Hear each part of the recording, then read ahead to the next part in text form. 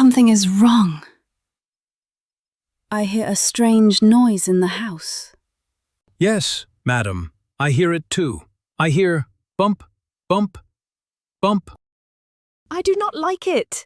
It comes from the hallway. Gardener, can you hear a strange noise?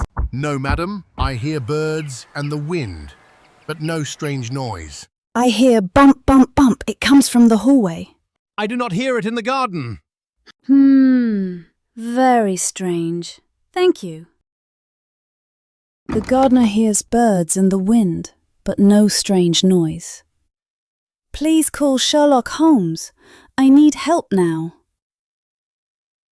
Good morning, I am Sherlock Holmes. I solve mysteries. I wear my cape and hat. I carry my magnifying glass. I am Dr. Watson. I help Mr. Holmes. I carry my notebook and pen. Let's listen for the noise.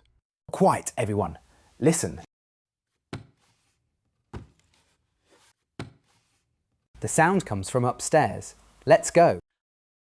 I write everything in my notebook.